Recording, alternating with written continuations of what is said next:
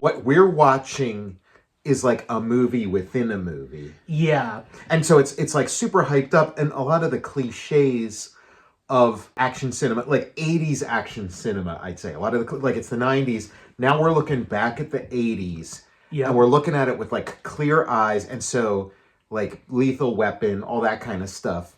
It's like, here's all the cliches. Here's the hosed down streets. Love with the those hosed reflected down light. streets. I don't know if I told you, the way I learned about the hosed down streets, was in Pittsburgh. They were filming Desperate Measures with Michael Keaton and Andy Garcia. Yeah, and like, so Nice. we were there when they were filming it, and we saw like they were actually hosing down the streets. And I guess they were like between, you know, they were like setting up the shot or whatever. So we were talking to like the extras and stuff, and then we were talking to like the crew, and like asking about like what's the deal, like why are you hosing down? And they're like, yeah, it doubles the light, it doesn't. So that was where I learned. That's awesome. I think I learned about it from this movie. Okay. I think they mention hosing down the streets Yeah, in this movie. yeah, exactly. Like all the cliches, and you know, like this opening scene. I guess it's like a fake out because it starts out and you think you're just watching. Oh, like a, you know, like yeah, you're watching an Arnold Schwarzenegger. Like you're just like, this is the movie. You know, Yeah. like it's going to continue from here. There's like a million police cars. Like no city has that many, has like a fleet of cars like that. Also, I think we talked about it on the show before, but like in real life, is there a super cop? Is there a cop, Right. like a cop that's always mentioned in the paper, like some kind Yeah. of like they're like Riggs or Jack Slater Right. always gets like press. Yeah, that the or bad guy can or like Callahan. or something like. What in the Dirty Harry episode? What was his name? Like Stinky O'Toole or whatever. Arnold has to take out all his weapons, and he's just got a million of them. It's ridiculous. And then the villain is like, it's parodic. Like his makeup job, it's like, it's kind of freeing because it's not meant to be naturalistic. So that kind of frees things up a little. So he looks like Zombo from the Munsters episode. You'll have to check out Zombo. We'll flash a picture of Zombo. But that's what he looks like. Sorry. Like he looks like Crypt Keeper or Yeah. something. He's got a powerful skull. It's Tom Noonan, character actor Tom Noonan from the Monster Squad. That would be funny if that's what he really looked like. And like we're talking about the unnatural makeup job. The film like screws up here, and I want to keep watching it. Like It is like the fake out in Blowout, you know? Yeah. Because it's like, Good okay, scream. this movie looks pretty good, you know? It looks insane. Like the movie in Blowout looks insane, and you do want to watch the whole thing. And this theater looks delicious too, like real old and like nice. who's this screenwriter? So Shane Black. So we'll have to cover this. So Shane Black is like commenting on his own body of work, right? Well, the original screenplay is by these two dudes. I can't remember their names, but Shane Black was brought in after like the a fact doctor. as a doctor, and it might have been more violent or more interesting. Somehow Shane Black actually like Toned it down, or like screwed this movie should be more. When I was little, I thought the movie should be more violent than it is. Right. It's not like it's because like it's supposed stuck to be in the middle. Yeah, it's supposed to be over the top. Well, yeah, I mean, it's not as funny as you want it, and it's not as violent as you want it. Arnold, like, as his career went on, like, he wanted to be more, like, it's kind of like Eddie Murphy or something, where, like, the early stuff is, like, more extreme, and then they want to be, like, almost, like, PG or something, you know, like, and get, like, everybody, like, nobody should be kept from going to the movie, you know? Yeah, they want a 4-quadrant movie. Exactly. They don't want, like, an R. And this isn't R, right? No, this is PG-13. And it's John McTiernan. The movie looks like $1 million. He did, you know, Die Hard, Predator, all the ones we love. But just when you think the movie's going to be, you know, like a solid action movie, it veers into kind of like goofball stuff. But it's not like, if it's going to be goofy, let's make it goofy. Arnold's look in this is iconic. I fucking it is so funny love how his look. It's a bomb. It's a turkey. Everybody hates it. Like, you know, everybody's seen it like once, if that. Yeah. But it's like you see Arnold with that like red shirt and like the tan suede looks like jacket, $1 million and bucks. it's like that. You know, it is like an iconic thing. Like I feel it really is. I feel like that. Like you see the image of him in this movie more than you see the actual movie. And that kid, the lead, I think his name's Danny, maybe. That's got to be Shane Black edition, because he's always got the kid, the goofy, the wisecracking kid who's like, if it was a normal Shane Black maneuver, he'd be dropping like F-bombs and stuff. He's like, whoa, fuck it, Jax. Yeah, it does feel like things were getting kind of toned down by this point. Like the 80s, you had more like the R kind of thing, and you had like more like some nudity and stuff, and then it's like, okay, let's like almost like to get Blockbuster to carry your movie or something. Yeah, you had to like tame it up, and I still think the movie looks cool. It has it's shot well, and like it's rich 80s action movie on steroids. Like when you have like a million police cars, like all the lighting is like perfect, and the camera moves. Yeah, and you have there's some good in jokes too, where I learned about the 555 phone numbers. Yeah, in this. Right. Yeah, and I liked at a certain point when they started. They're like, okay, the 555 thing. It's become corny. It's become a joke. So then there'd be movies or TV shows where they're given a number and they're like, it's KL5. Like that's gonna fool you. Schwarzenegger doing some like he's doing Hamlet or something. He throws the skull. Yeah. Arnold's Shakespeare. I'm assuming Arnold's never done Shakespeare. I hope he except this. This is. We go see. It's like Shakespeare in the park. Yeah. It's Arnold in a toga. I mean, I guess it's just not. It's not something he's interested in, or like he kind of knows his lane or whatever. But Shakespeare's so stylized. I feel like Arnold would fit right into it. He would absolutely like. You don't have to. Again, you don't have to be naturalistic. So you could have, any kind of accent, any kind of cadence. I know there's like a sort of snobbery that's built up around it, where it's like. You have to have perfect diction and everything like that. But I think it can. I think it would work with. Me with too. Arnold. I would kill to see Arnold in anything new, like trotting the boards. Right. Yeah. He keeps going to the theater a lot. He gets the magic ticket from like the. Yeah. Again, these I don't know, Cinema Paradiso or something. This type of movie, it feels like by the 90s. Like that kind of thing doesn't work anymore, because it's like guys who grew up in the 50s or something making these movies about how when they were a kid and you'd go and there'd be the matinee and you'd see a cartoon and they're like it seems like it fits that, and then they're just transposing it onto the 90s. Yeah, like because like I don't know the equivalent of that would have been in the 90s of a kid who just like goes to the movies all the time and sees like a range of stuff. Like I could see a kid going to the movies. And watching, Batman Returns every weekend or so, over and over. But this was kind of like also the movie where I saw like where I'm like, oh, you can go to the movies by yourself, right? Like I never saw anybody just going to a movie like by themselves before. You know what I'm thinking? It was the equivalent of this is like what I used to do. Where you buy one ticket and then you just stay there all day and like sneak from one cinema to the. Oh, Charles Dance, his great gimmick. His eyeball, he has like a multifaceted like fake eye. Yeah, I like the gimmicks in this. I like the grenade that has a knife built in. Oh, so good. I love seeing Art Carney. Oh my God! What his last performance. He has like bang zoom.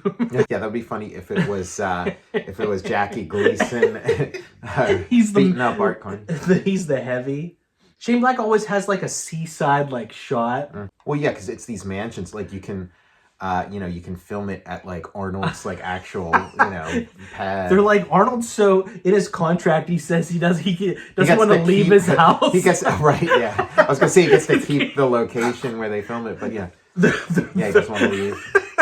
I can sort of diagnose this movie already because it's like it's too top heavy with like the kids' fantasy sequences and stuff. Like just get to the point already. Don't we don't want to see a ton of like, oh, this is going on in somebody's head or whatever. Like just show us a harder edge. That opening movie that we saw get blurred out. Mm-hmm.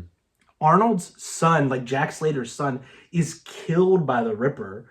Like there's big stakes in that. Like the Ripper murders his son. Right. So like imagine like in the movie within the movie, like what that like where that goes, where that story goes. And like you think that like maybe I don't know if Arnold's I can't remember. I don't know if his son gets saved. Like, if Jack Slater's, like, son is saved somehow. Right, yeah. I don't know how that's resolved. I can't even remember. It's been so long. But, like, you feel like, holy shit, like, that's fucking heavy stuff. Yeah, I mean, I feel like that's something that might happen in, like, a 70s action movie. But I don't, like, in the 80s, the first act, like, the family, like, the family of the guy gets killed. And then he goes on, like, on his revenge spree. Imagine if they just committed to this and this was just like the movie. Like, look at the blast. Yeah, that's great. You never see that shit. Yeah, and it's like wire work of like, yeah, exactly. Like, man, all these amazing practical effects in a movie that's supposed to be fake. Like we're saying, diagnose the movie. When I'm little, I'm like, I don't quit cutting to him in the. Yeah, who cares about this kid? Like, we want to see Arnold doing his thing. Imagine where like.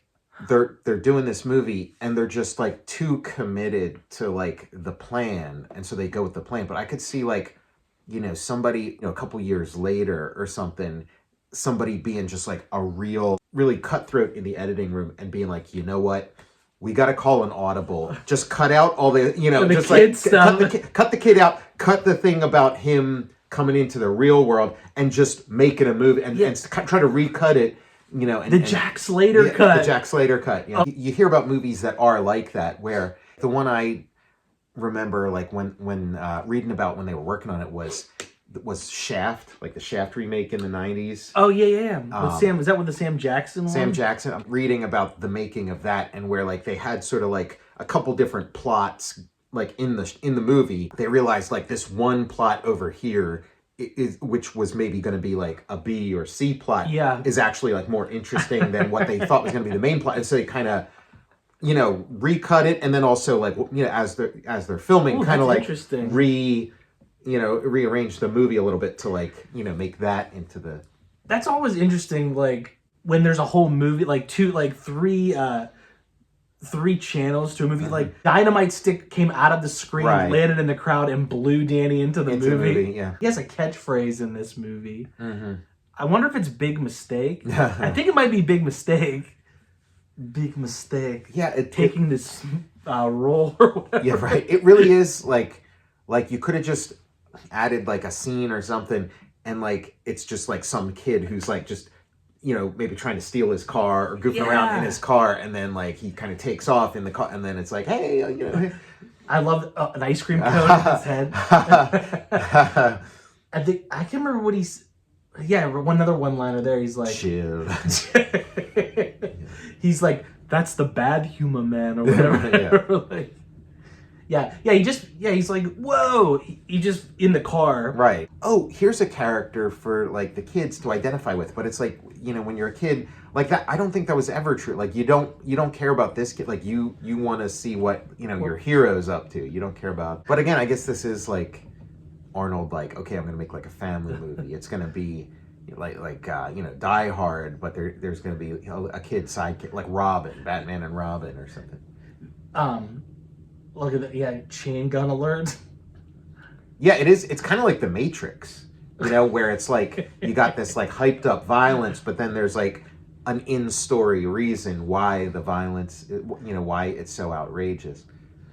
You know, it's here we go again. The LA River. The LA River. Arnold still had a couple hits in him at this point, but this definitely was like where they're starting to strain Arnold's thing, and then you get to like End of Days, and it's like it really was like, it's End of Days for Arnold. Like he really was like kind of past his sell-by date, and then and like I remember like Terminator 3, like it was kind of exciting, like, oh, there's gonna be a Terminator 3, and I did enjoy it. I enjoyed it quite a bit, but you're still watching it and you're like, yeah, this is like something's it's missing. It's not what it used to be. The only true hit after this one was Eraser.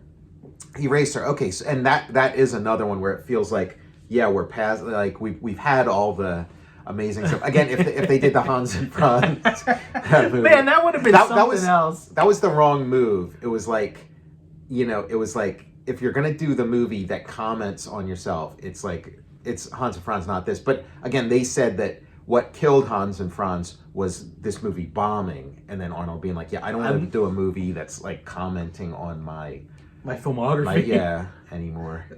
I still think about that movie all the time. Terminator 2, he had the kid with him, so it's like that, that worked, so let's repeat that dynamic. Even though John Connor is like everybody's least favorite element of Terminator 2. Easy money. Did you call moi a dipshit? Again, he falls and like gives another give another thumb up. Is that Tony Soprano? Look like James Gandolfini with a mullet. Flying out of James Mullet Feeney. But yeah, great action scenes. See, this would be the scene where you get the random like nudity. Right? Yeah, exactly. The surprise nudity. They refuse to have nudity in it. Yeah. Yeah, of course, the flaming truck crashes into like a boudoir. Yeah, right. Yeah. And he is smoking those stogies. He's smoking the stogies. Look at this guy. Yeah, I mean, this is another one that needs like an edit. Yeah. Yeah, we got to do the Slater cut. Mm-hmm. It's reminding me a little bit of Darkman, because it's like their version of like just like over the top ridiculousness is like Sam Raimi's default setting. Yeah, you're right. Like the violent, like the circus like violence. Mm-hmm. A couple more Dutch angles in this, and you'd be like, did Sam Raimi direct this? Oh shit! There's Sharon Stone. There's T-1000. This is great. This police station stuff here is awesome. Like this beautiful police station, palatial. You gotta guess this is like this is like Copaganda. Like yeah. This is a utopia, like a police utopia or something. You gotta hear this. The chief, whenever he does his, it's like the ranting Slater, you're off the case. Arnold's like as lean as he ever was. Like he's not the built huge Arnold anymore. Now he's like he's like a guy who could actually like chase somebody down. Perp, They're like, Arnold, you're gonna have to lose a little bit of muscle mass. You can't fit through a normal door.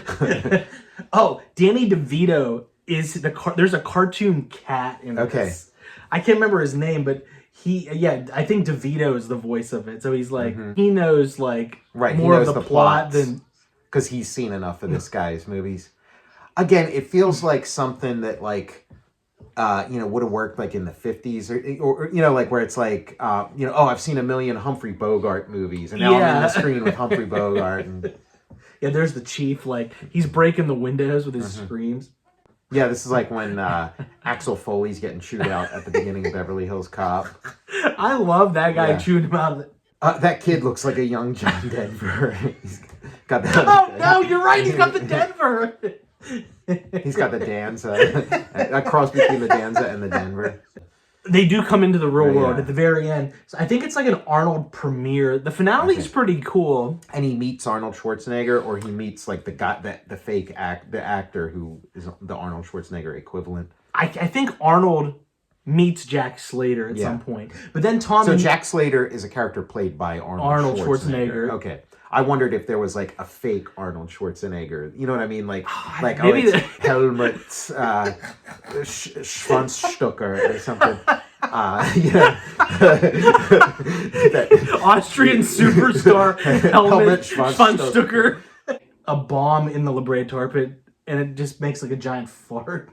You look like my favorite actor, Helmut Schwanzstucker. My favorite action star. I do remember he does meet Arnold Schwarzenegger because I remember seeing the scene where he's like, "Oh, so you think I look like some actor called Arnold Braunschweiger or something?"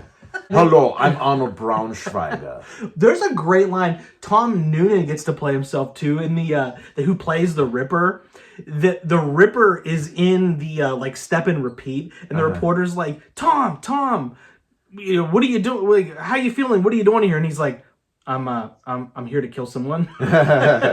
Helmut. How much von Schwanzstucker? It's got a movie poster. It says von.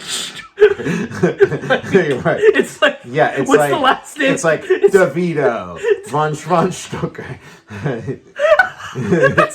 Because isn't the finale kind of like a bookend of like the opening one where now he's got like this kid. He's got to get Jack back in the movie, or he'll like die in the real world. I like the title too. Arnold was kind of tempting fate by starring in all these movies that are kind of like, okay, this is the last movie this guy's ever gonna make. You know, End of Days, Last Action Hero, Eraser. Like you're gonna, you know. That's so fucking funny. He is playing with fire. He has a movie called like Career Ender, or like exactly. He actually has a movie called Box Office Poison. They're like, do you really want to call it that? Yeah, they think they're taking him to the hospital, but he has to like get him to the theater. Mm-hmm. Yeah, it's like E.T. because you know, the kid's magical friend is dying. Yeah, that kid was wielding that 44 Magnum. That kid should have been like shooting or killing people in this movie. Oh, the Seventh Seal. Yeah. And it's a Magneto, right? It's there he is. Fly, you fool. It's fun. It's longer than you remember. It's kind of like a lot of iconic Arnold moments are like sort of wasted on this movie. Right. I mean, sometimes doing something that's meta, like, just becomes a huge smash hit. You do something meta and it's like, but when it doesn't work, it's like, why am I wasting my time watching a movie about things that don't even happen within the world of the movie? Like, why am I watching a movie, like a fake story within a fake story? Like, make me believe in the reality of this thing. Don't make, but you know, like that's if things go wrong with your meta commentary movie. And like, you were saying like 93 Arnold, we're wasting like. Right, he doesn't have too many of these left. Like, let's come up with deliver the goods here. Yeah, like what if, you know, you just did a straightforward like a Lethal Weapon type movie, except it's Arnold. You know? Yeah, I would have loved it. Again, like I wonder if this script was originally meant for like Mel Gibson, you know, or you know, like were they kind of like, okay, you know, like I love seeing these like lists that Tarantino has where it's like, okay, here's the different guys who could play in Pulp Fiction, you know, so let's try to get this guy. Yeah. Like I'd like to see the list for, because I imagine it's like, okay, like Arnold's in the mix. It's like, okay, we could get Schwarzenegger, we could get Stallone, we could get Harrison Ford, we could, you know, Bruce Willis. That they had like a list because there were a bunch of people. Like even I'd say there. I mean, like Arnold did like Kindergarten Cop and stuff. Like, but I feel like there's other people where sort of like the guy who's the super cop fits better. You know, it's not like other than Kindergarten Cop.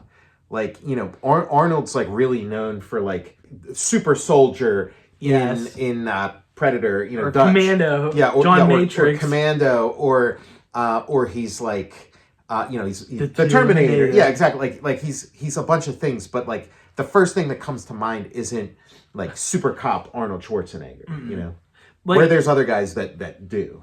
Criterion released a on April Fool's, they had like a fake, I can't remember what year it was, but I'm pretty sure as an April Fool's joke, they had the fake box mocked up for the Kindergarten Cop Criterion. And but why not? It was awesome. Crazier Criterion. But I was like, they had him with like glasses and his shotgun, but I was like, there was a drawing, I'll have to find it and show you. Mm-hmm. It was like a picture of Arnold but drawn in crayon. Mm-hmm. And I was like, they screwed it up. The scene where Arnold's in the mall, he has a fake beard on. They forgot to include his fake beard on the Criterion. You busted it wide open.